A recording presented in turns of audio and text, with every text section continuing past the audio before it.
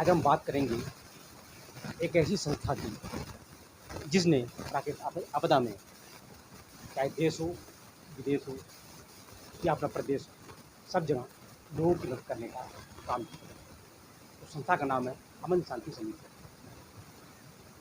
हम बात करेंगे पंजाब के सफ़र की, वहाँ के दुखी लोगों की, किस तरीके से उन तक राहत सामग्री पहुँचाई गई, किन किन समस्याओं का सामना करना पड़ा, किन लोगों ने सहयोग किया वहाँ पहुँचने के बाद, कैसे उन्होंने सामना किया वहाँ की बाढ़ पीड़ितों का, वहाँ की सड़कों का, वहाँ के हालात का। उसके बाद राहत सामग्री वहाँ तक पहुँचाने का काम किया गया। तो मैम, इस तरीके से आप लोग पंजाब गए, जो वहाँ के हालात थे, उस हालात में कहा जाता है कि वहाँ बाढ़ का पानी बह रहा था, सड़कें खराब थी, पूरे गाँव बह गए थे। तो ऐसे हालात में आप क्या सोच के पहुँचे कि ऐसी दर्दनाक हालात जहाँ पर हों, जहाँ आप लोग खुद भाग रहे हों, आप लोग ऐसी जगह पहुँच गए देने के लिए, क्या रहा आपके मन में, क्या सोच कर आप लोग वहाँ पे? देखिए, सबसे पहले मैं आपको बताऊं कि मैं अमन शांति समिति के अध्यक्ष इमरान कुरैशी हूँ। जब आपके दिल में कोई नेकी करने की बात आती है और आप ये ठान लेते हैं कि मुझे इस पे खरा उतरना है, मैंने या अल्लाह ताला ने ये माल हमारे पास इकट्ठा किया है उन लोगों के लिए जिनके लिए हमने नियत की कि हम पीड़ितों तक पहुँचाएँ, चाहे वो पंजाब हो चाहे नेपाल हो। क्योंकि मैं आपको थोड़ा सा ये भी बताऊँगा कि 2015 में जिस वक्त भूकंप आया था 6.8 का, उसमें कुछ हिस्सा हमारे भारत का भी जद में आया था। उस वक्त भी हम लोग ऐसे ही पहुँचे थे नेपाल। वो हमारे देश में नहीं है, वो हमारे देश के बाहर है, लेकिन दिल में जज्बा था इंसानियत की मदद करने का। क्योंकि अगर आप और हम इंसान हैं तो हमें इंसानियत के लिए इंसानियत की मदद करना बहुत ज़रूरी है और निकल के तो आना ही पड़ता है। मददगार बनने के लिए आपको सड़क पे आना ही पड़ेगा। अच्छे बुरे हालात का भी सामना आपने बात की नेपाल की, तो नेपाल की चर्चा हो गया। 2015 में आप नेपाल गए, ये पहाड़ी इलाका है, वहाँ की नदियाँ, वहाँ के पहाड़, वहाँ की तमाम सड़कें जर्जर थी, भूकंप का माहौल था। बॉर्डर से क्रॉस करने में आपको क्या कोई समस्या आई थी कि आपको क्या? पहले तो हम आपको बॉर्डर की समस्या से ही रूबरू कराना चाहते हैं। क्योंकि हम लोग यहाँ से पहुँचे थे, उस वक्त हमारे लखनऊ के जिलाधिकारी राजशेखर जी थे। उन्होंने हम लोगों की गाड़ी को फ्लैग आउट कराया अपने आवास पर बुलाकर और हम लोग यहाँ से गए। जब हम लोग बॉर्डर पे पहुँचे और हम लोग की गाड़ियों में बैनर लगा हुआ था, तो वहाँ की सिक्योरिटी फोर्स ने ये कहा कि भाई ऐसा है कि आप ये माल हम लोगों को दे दीजिए और जो भी आ रहा है हम लोग उनसे ले रहे हैं, उनको हम पेपर इंडियन फोर्स ने कहा कि नेपाल की फोर्स? नेपाल की फोर्स, इंडियन फोर्स ने कुछ नेपाली फोर्स ने कि भाई आप हमसे पेपर ले लीजिएगा और अपने घर चले जाइए, ये माल हम लोग भिजवाएंगे। और हम लोगों ने कहा भाई हम लोग वहाँ जाना चाहते हैं, अपने हाथ से देना चाहते हैं, ये हम लोगों का माल है और हमारी कोशिश ये है कि जो इसका पीड़ित है हम ज़रा देखना भी चाह रहे हैं और वहाँ तक जाना चाह रहे हैं। तो उन्होंने कहा भाई आप कैसे जाएंगे, क्योंकि आपके ड्राइवर अनट्रेन है और जो जगहें हैं यहाँ पर हैं वो यहाँ से 70-75 किलोमीटर हिल एरिया ऊपर है, आप कैसे जाएंगे, रोडें ख़राब हैं, टूट चुकी हैं, फट चुकी हैं, जब के बराबर आ रहे हैं, आपके ड्राइवर अनट्रेन हैं, आपकी गाड़ी या तो खाई में गिर सकती है या नदी में गिर सकती है, उसका ज़िम्मेदार कौन होगा। तो हम लोगों ने कहा कि जब हम लोग नेकी के लिए, इंसानियत के लिए अपने देश से यहाँ तक आ गए हैं, भारतवर्ष से, तो हम लोग आगे भी जाएंगे और ज़िम्मेदार कोई नहीं होगा, ज़िम्मेदार हम लोग खुद होंगे। इसलिए कोई लिखा पढ़ी भी की गई थी? जी। तो उन लोगों ने कहा कि ठीक है। पहले तो नहीं मान रहे थे, एक हमारे नेपाल के ही एक साथी थे जिनको हम यहाँ से साथ में ले गए थे, उनके कहने सुनने से वो मान गए। तो उन्होंने कहा आप ऑन पेपर लिखा पढ़ी कर दीजिए और फिर आप जा सकते हैं।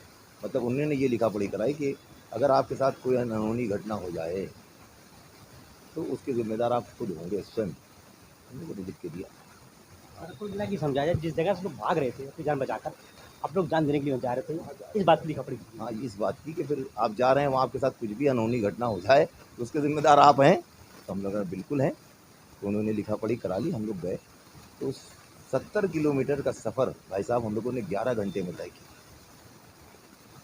क्योंकि हिल एरिया था, गाड़ी बहुत स्लो चल रही थी, ना के बराबर। लेकिन जब वहाँ गए, हम लोग रात में 11 ही बजे करीब पहुँचे थे उस गाँव में। तो कुछ हाथ से हाथ नहीं दिख रहा था, तो मोबाइल की लाइट जला के देखा तो हम लोगों ने वहाँ पे एक टेंट लगाया। टेंट लगा के हम लोग उसमें थे। सवेरे जब मंज़र आया निगाह के सामने तो बहुत ही दर्दनाक था। आँखों से हम लोगों के आंसू आ गए जो हम लोगों ने देखा उन लोगों का हाल। फिर हम लोगों ने ये सोच लिया कि अपना डेरा अब यहीं डालना है, हम लोग सही जगह डेरा अब यहीं डालना है, हम लोग सही जगह पहुँच गए हैं, इनको बहुत ज़रूरत है। उनसे हम लोगों ने पूछा कि आज इतने दिन हो गए हैं, कोई मदद आई? नहीं, लेकिन एक चीज़ बताइए, आप भारतवर्ष के, हिंदुस्तान के हैं, तो वहाँ की भाषा में यहाँ की भाषा में बहुत फ़र्क था, तो कैसे मैनेज करेंगे? भाषा आती है, भाषा उन लोगों को अटक-अटक के बोलते हैं। हमारे साथ एक हमने बताया ना कि नेपाली साथ में थे, वो यहीं रहते हैं लखनऊ में, उनको लेके गए थे हम। उनका भी नाम आज़ाद करके है, वो मेरे फ़ोटो में लगे हुए हैं यहाँ पर। तो कहीं फँसते थे तो वो तर्जुमानी कराते थे, वो हम लोग की भाषा समझते हैं, हम लोग उनकी भी थोड़ी-थोड़ी समझ रहे हैं। तो फिर हम लोगों ने उन लोगों को वहीं मान लिया। उसके बाद सवेरे वहाँ की मीडिया भी आ गई, जब उसको पता चला कि इंडिया से, भारत से कोई मदद आई है, तो वो आई, उन लोगों ने हम लोग को कई इंटरव्यू भी किए और फिर हम लोगों ने वहाँ भी सामान बाँटा।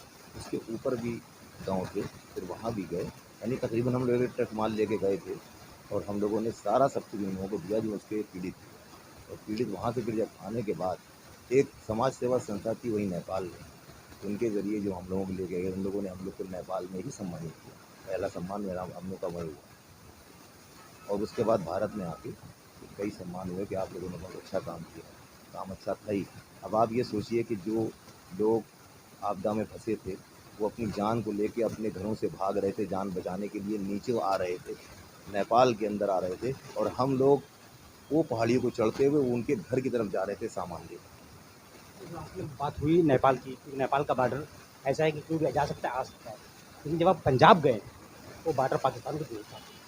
वहाँ के हालात कुछ ज़्यादा ही गड़बड़ थे। बॉर्डर का मामला था, तो वहाँ कैसे आपने मैनेज वहाँ किया?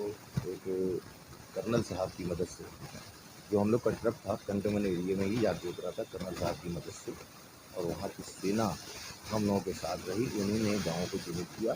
वहाँ की समाज सेवाएं संस्थाएं जो शहर के बॉर्डर पे मतलब अपने कैंप गाड़े बैठी थी, वो भी सब ज़्यादातर रिटायर्ड फौजी थे। उन लोगों से हम लोग पहले मिले, मिलने के बाद हम लोग अंदर की तरफ गए।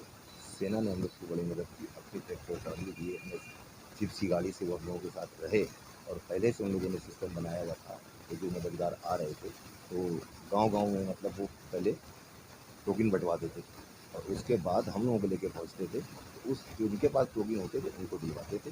फिर ऐसे सेकंड गाँव पे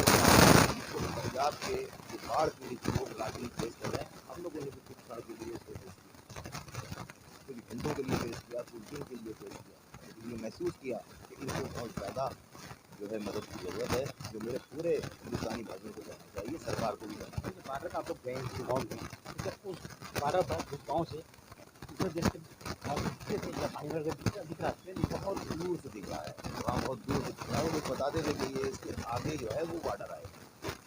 हम लोग मुझे पूछते थे इसके आगे ये बॉर्डर आएगा, वहाँ पे 4 बार बने, उसके बाद उसके आगे आप मिल जाएंगे। हाँ, वो वहाँ के लोगों ने बताया, क्योंकि हम लोग क्योंकि सिविलियन थे, तो सेना हम लोग के साथ थी, सेना भी वहीं तक ले गई जहाँ तक संभव था, उसके आगे वो भी ले गई ना हम लोग को, क्योंकि हम लोग तो नए थे, सेना ही वहाँ जानती थी कि क्या है क्या नहीं और कहाँ क्या ज़रूरत है, सेना ही को पता था। तो हम लोग को खाली वहाँ घूमने की नीयत से तो गए नहीं थे, हम लोग को ज़्यादा से ज़्यादा ये कोशिश थी कि अब ये गाँव में हो गया तो सेना के लिए जब चलिए चलिए सर आगे चलिए, फलाने गाँव में चलना है। तो आपको यहाँ राहत सामग्री जो ले गए उसमें क्या क्या ऐसी चीज़ें थी जरूरत की जो आपको यहाँ पे लखनऊ से लेकर के? वो खाने पीने का सामान जैसे आटा, दाल, चावल, शक्कर, चाय पत्ती, सूखा दूध और रिफाइंड ऑयल, टेंट, मच्छरदानी, ये सब हम लोग ले गए जो एक आम ज़रूरत है, रोज़ भर का सामान है। हम लोगों ने करीब 18-20 किलो की किट बनाई थी।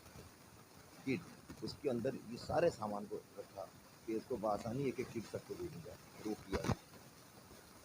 लाके इंडियन आर्मी ने आपको तरफ उपयोग किया और सही करके लोगों को जो राहत सामग्री थी और पुलिस तक पहुँचाया। इंडियन आर्मी का रहा, भारतीय सेना को हम सल्यूट करते हैं कि भारतीय सेना ने हम लोगों का वहाँ पर साथ दिया। पंजाब की सरकार ने वहाँ क्या हम लोग को तो कुछ नहीं दिला, कोई सरकार ने मदद नहीं करी, कोई सरकारी आदमी हम लोग के पास नहीं आया, न सरकारी आदमी से हम लोग मिले, बस सेना को छोड़ दी। अभी सेना तो सरकारी है ही है, सेना ने मदद करी, अब इसको आप सरकारी समझिए, गैर सरकारी समझिए, बड़ा कोई सरकारी और सेना